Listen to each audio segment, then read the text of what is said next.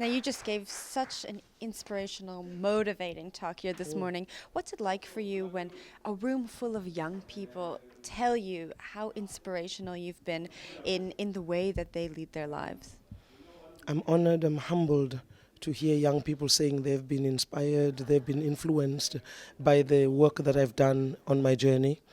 But also, I am so excited to see and hear what young people are doing in South Africa today. They've got dreams and they are fearless. They are going forward to attain what they feel that they can make a difference with in South Africa today. And I like that. I feel like a mother hen. I'm so happy, and I want to spread the word for the rest of South Africa to know, for people in different parts of the world to know, and there are connection points. This Redbull Amaphiko initiative is precious. So more young people should know about it, and so that in future they can participate, but also they can talk about it instead of talking about negative things that are happening. Now, I think it's becoming very evident lately that the young people in South Africa are very passionate about their futures and passionate about this country. What does that tell you about the South Africa that we're living in today? The South Africa that we're living in today is a South Africa where there are separate movements taking place all at the same time. I think it is good that young people are so passionate about what they are doing, but they don't get given a platform to be seen nationally. So that those who are feeling hopeless, who are feeling isolated, and like their dreams will never be anything because of poverty, because of lack of resources, they can feel, that person looks just like me. That person speaks my language. That person has got a dream similar to mine. I should reach out and find that person. And the Facebooks and the Twitters and what, I hope they open those roads. They're like invisible threads that must reach people in advantaged and disadvantaged communities. So what young people are doing today, it tells me that our future is in good hands. Now, we spoke about telling good stories earlier.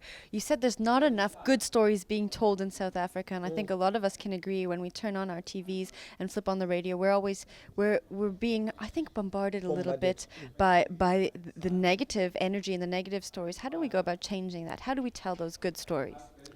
We are definitely bombarded by bad news in the media all the time. The headlines as you are driving in the streets, as you are arriving at an event, people say, did you hear what happened? So-and-so killed so-and-so. Did you hear the explosion? All of this bad news.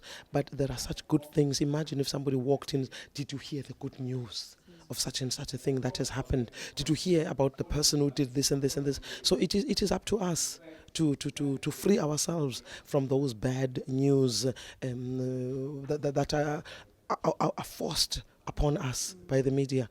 We've got platforms where we can meet one another and share those stories until they become the talking point, they become the breaking news.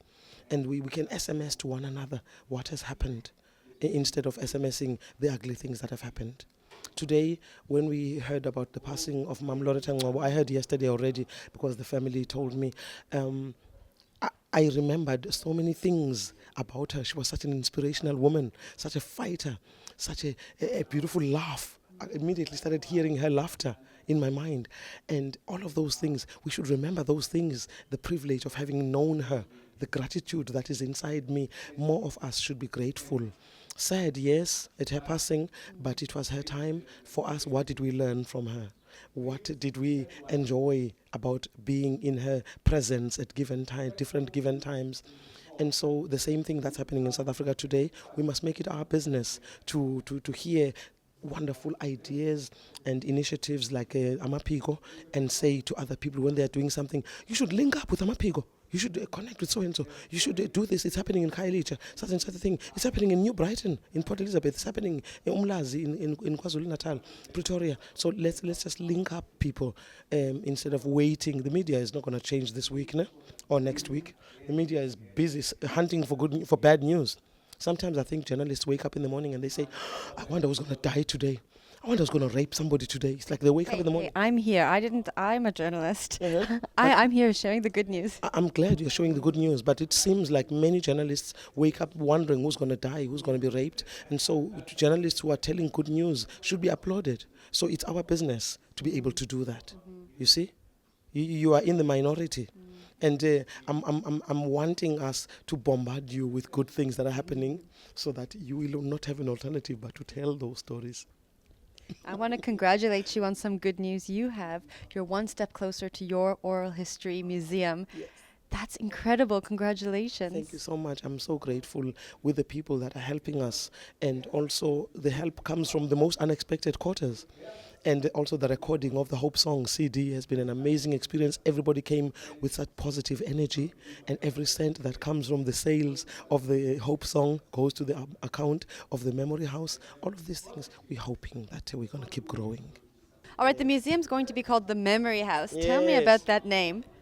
The Memory House is the word house for me. It's a beautiful home, and that's where families gather. That's where families have a sense of belonging and that warmth and intokomalo, and that sense that we share stories with one another. So I've been dreaming of a memory house, a place where you can house ordinary people's stories. And when we, as the organization Gcina Amasiko, were introduced to this company, Bizguti Perpetuity, and they heard about this dream, they said, well, they've got a space at Pixley House. Can we use that space? And I was so grateful to find a physical space, take it away from my dreams, make it real. And so that's why it's called a house, because it's a home that will be housing the stories of our people. It's going to be audio and audio visual. Now, today we spoke about preserving South African culture and South African language. How does oral history help us do that? Oral history plays a very, very important role in preserving our history, and as well as preserving the stories of the happenings that are happening today. Because if we don't speak up about those things often enough, they're almost like they never happened. We can wait for somebody one day to write them down in a book. We can wait one day for somebody to make a short film about it or to do a small radio drama. But if we continue telling them, a story told and retold is able to stay alive. So that's why we are celebrating oral history, and it doesn't have to be in a traditional setting around the fire at a rural home. It can be anywhere. Stories can travel. You know, when many storytellers that are my friends in different parts of the world, we hear that we're meeting at a storytelling festival in Graz, in Austria, we're meeting in Scotland, we're meeting in Malawi. We say, I've got a story and we'll travel. Yes, so the stories have got a way of traveling. That's the best thing about stories, I think. The stories can travel. What's the biggest challenge facing South Africa right now when it comes to preserving South African identity?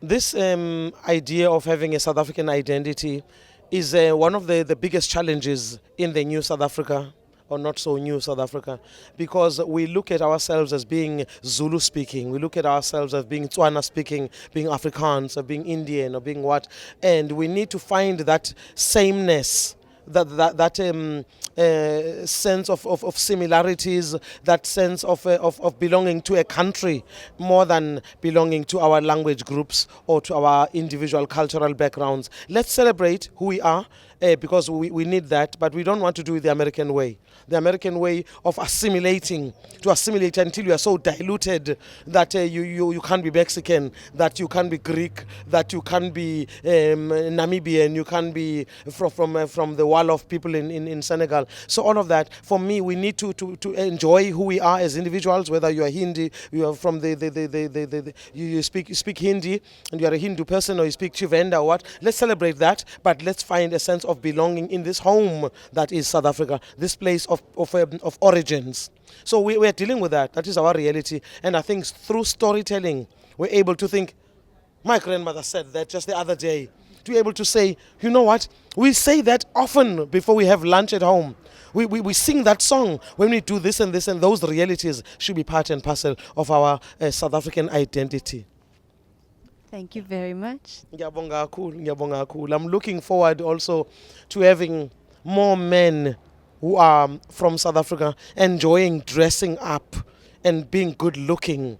Because in other countries people dress up in their traditional attires and they become modernized over time because culture is dynamic. And in South Africa it's almost like it's a woman's domain to dress up and look good. Men can just Just be whatever. And if you are dressed up, then you must wear a suit. Or you must wear maybe a South African kaftan, a West African kaftan. We've got to find a way then of celebrating certain things that are us. And love it and feel good and walk tall. So now you've told all the men out there they must dress up. Yes, men must dress up and look good and be South African and not be apologetic about it as well.